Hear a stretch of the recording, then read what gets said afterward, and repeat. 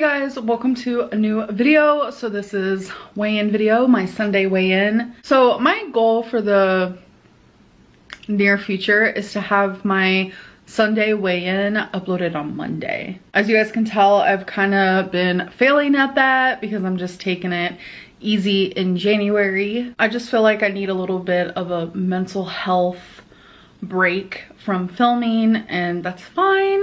Me being my own boss, I'm able to do that, which I love. So let's get into the 5 questions and then we'll get into the weigh-in. So the first question is, does the rest of your family also struggle with their weight? And not all of my family, but a really big thing for me when I think of my family and my weight is my grandma on my dad's side. Before I was even born, she was over 600 pounds and she actually got weight loss surgery before I was born. I didn't even know they had weight loss surgery back then. Like, that's so weird to me. I know that might sound like ignorant, but I thought weight loss surgery was like maybe like 20 years old, something around there. I'm 32 if anyone's wondering. So I always knew my grandma as a woman in her like low 200s, high hundreds. The grandma that I'm speaking of is no longer with us. She was like my mom when my mom couldn't be my mom, and I miss her dearly. Like, more than anything, I wish she was still alive because of how close we were. And it's like we have so much in common, not just the weight aspect, but she's also a lesbian. And I didn't know that until I was older and she had already passed on. My dad didn't want me knowing for some reason. That's like a whole other story for a different time. So, but yeah, I do have people in my family who struggle with their weight, but I also have people in my family who are just naturally thinner. Lucky them. Second question is, do you believe in health at every size? I do not. I do believe in beauty at any size. You can be 1,000 pounds and be beautiful. You could be 80 pounds and be beautiful, but I don't think that being morbidly obese or severely underweight is healthy. It never will be. It took me some time to get to that spot because I remember about 6 years ago, I saw a doctor and they did my blood work. They called me healthy and they just said that I'm overweight. So I took that, I ran with it, I accepted that for what it was, but that's not true. That's not the truth. I really feel like even with a clear bill of health, being my size is not healthy. It is a symptom of something, and that symptom is very, very unhealthy. Next question.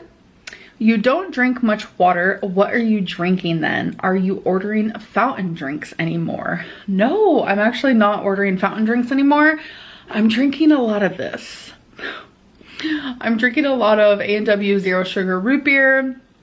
I'm low-key obsessed, but I know that I need to slowly start drinking more water and less diet soda because pretty sure when you get weight loss surgery, you can't have carbonation. So that's gonna be a big change for me if I do get approved. Actually, you know what? I'm not gonna say if, I'm gonna say when I get approved. Fourth question is, what's different this time with weight loss surgery versus last time? So I don't know if you guys know this. Some of you are new to my channel. Some of you haven't seen all my videos or know about every single thing that I do in my life. I have tried to get weight loss surgery before. It was actually a few years ago, and they told me that they wanted me to heal from my past, and I took that as a fail. This time, I know they're gonna say that to me. Instead of thinking of it as a fail, I am accepting it as part of the journey. That is how I know my mindset is completely different. It's not going to be a fail. It's not going to be no, you can't get weight loss surgery. It's okay, here's your first step, now do it. And the reason why I took that as a fail last time is because I didn't want to put in the work. I didn't want to at all, and this time I do want to. That is a big difference. Last question is, does Delta 8 make you binge? It does for me. Does it for you? So Delta 8 is a wannabe THC. I mean, it has THC in it.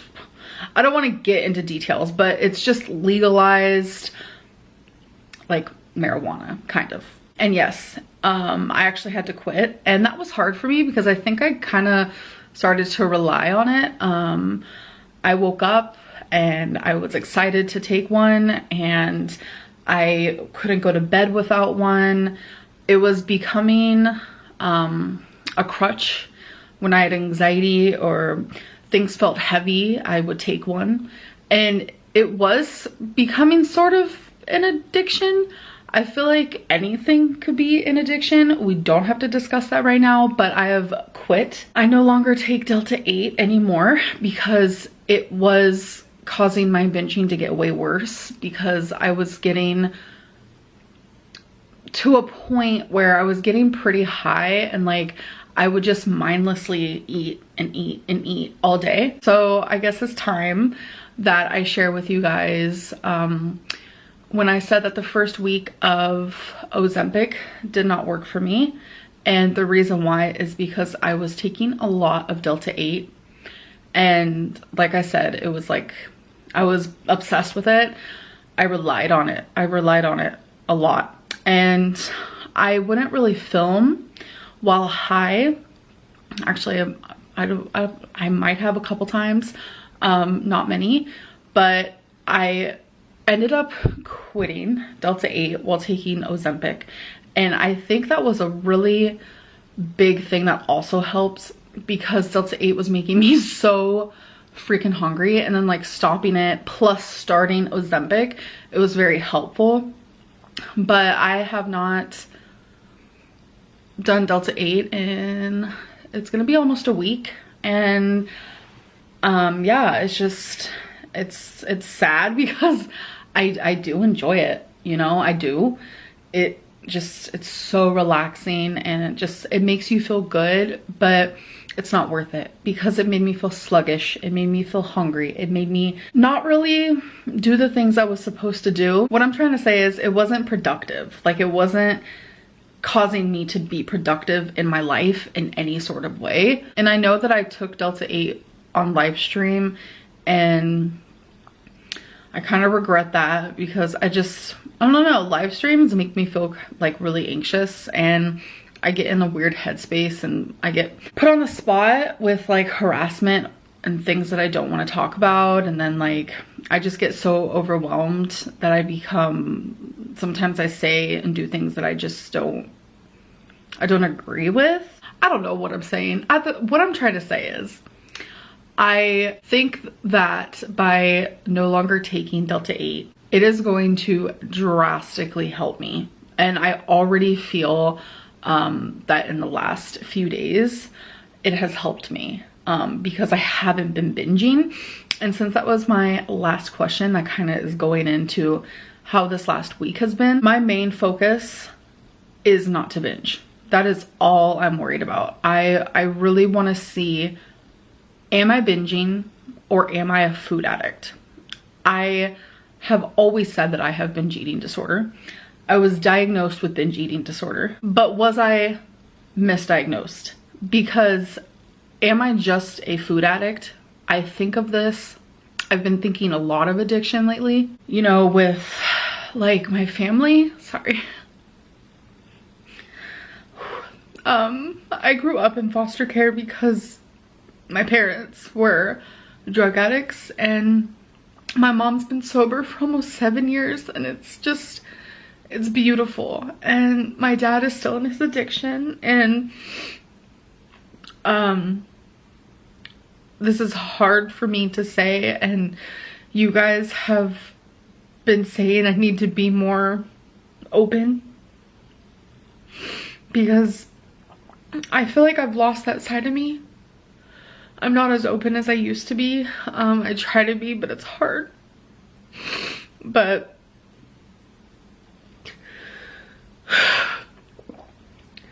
my brother, my little brother, he is back in jail for drugs, and it's like, it's so bittersweet because he was homeless, and it's like, I couldn't help him for personal reasons. I'm not gonna say. I couldn't help him with a home. I couldn't help him with him coming here because it wasn't allowed, and it's just, I feel like I didn't help.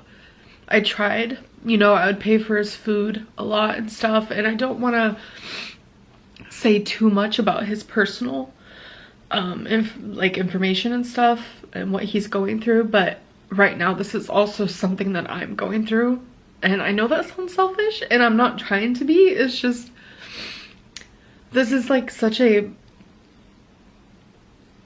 I don't know, it's a very hard time for me because I'm thinking more of addiction lately, and I'm wondering, do I actually binge, or do I just eat large quantities because I'm addicted to what I'm eating? And this is all something that I am going to be able to find out. And I'm just thinking more and more, you know, about it. And like the last time I showed you guys, you know, I was binging. It was literally a meal from a fast food place, and like people were saying that's not a binge, and then I was confused because I was like, well, my psychologist says it is and I feel like it is, and then I don't know. I am confused, and I feel like this whole weight loss journey thing and me seeing another psychologist and really digging deeper, because we need to dig deeper so I can get approved for weight loss surgery.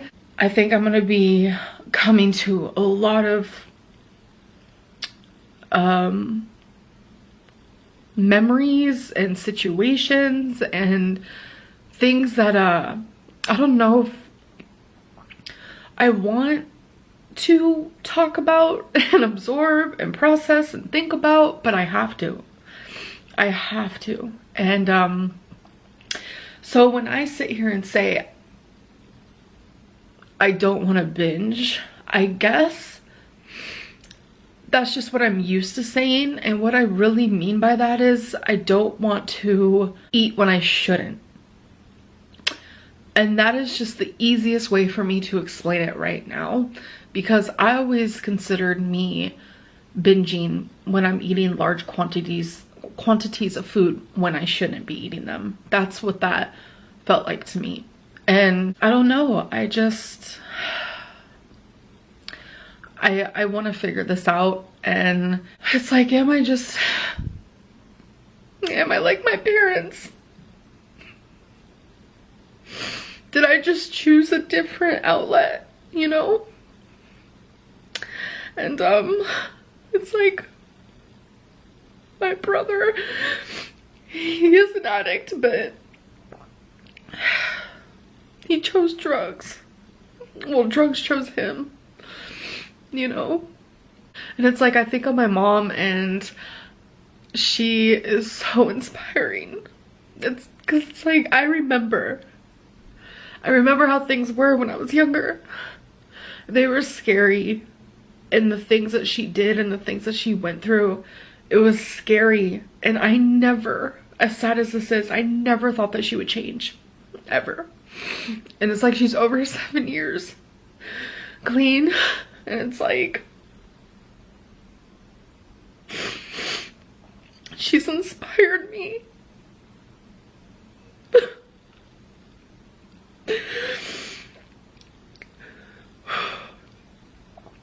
And I didn't want to talk about any of this. Oh my god, my mascara. I didn't really want to like talk about any of this, but I've been hearing a lot of you say that like I'm just not the same person as I used to be. Like, I'm not as open, and it's because I'm scared to be open, because people just, they make me feel so bad about being human, and I don't want to feel bad about it anymore. Anyways, so I weighed in at 520.0, which means I did gain weight, and I'm exactly where I was on January 1st. Today is actually Tuesday, and I got a new scale. You guys will actually see that in a vlog. I opened it for you guys, and I explained why I got a new scale. And I weighed myself today because I wanted to see if the scale was accurate. So I stepped on the one that I usually use, and then I stepped on the new one. And I'm already down a couple pounds from just Sunday, so that makes me really happy, because like I said, I'm not what I consider binging. Am I overeating? Yes, but I just feel like there's a different level. I don't know how to quite explain it, and I kind of want to dive deeper into that and maybe like show you guys physical foods and what I mean by like overeating versus like binging, if you will. So on a happier note, my weight loss surgery appointment is coming up soon, and I am honestly so excited. Oh my god, my makeup's all messed up. I was just wearing mascara and some lip stuff, but it is what it is. It's at the end of the night. So I'm gonna end this video. I'm sorry it was such a mess. I just wanted to be more open about what's really sitting heavy on me right now. But I am so hopeful for my future, actually, and I know the tears might say otherwise, but I think it's a mixture of like sad tears for my brother, hopeful tears for me, scared tears for me. I don't know, it's a lot of different stuff, but I'm okay, and I just need to take a breath. I know that I'm gonna be okay, and I'm making the right choice by doing this weight loss surgery journey, and just keep my fingers crossed. That's all I can do. I'd love positive thoughts for my brother.